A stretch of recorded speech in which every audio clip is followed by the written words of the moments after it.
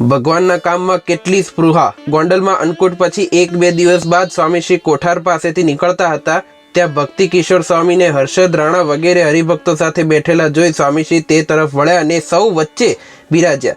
અન્નકૂટની જ સાધન સામગ્રી એકત્રિત કરવાની સેવા ચાલતી હતી।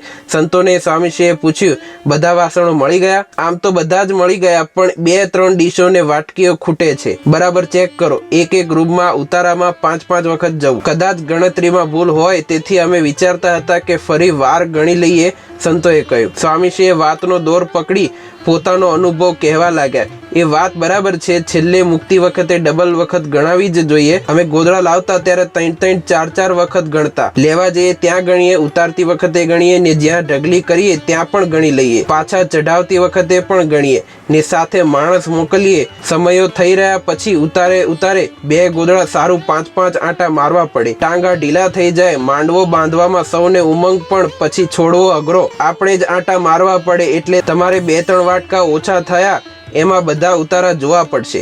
પછી હસતા હસતા બોલ્યા, મહારાજે ત્યાગનો પક્ષ મોડો કરાવીને ખેતીવાડી બાગ બગીચા કરાવ્યા છે, એટલે એમની આજ્ઞા પ્રવૃત્તિ એ નિવૃત્તિ જ છે। અટલાદરામાં મજૂર ન મળે ત્યારે અમે ખેતરે જતા, કરબડીઓ લેવી પડતી, અહીં ગોંડલમાં મગફળી લેવા પણ જતા, એટલે આજ્ઞાથી થાય એ નિર્ગુણ થઈ જાય, નિસ્પૃહ છતાં ભગવાનના કામમાં કેટલી સ્પૃહા।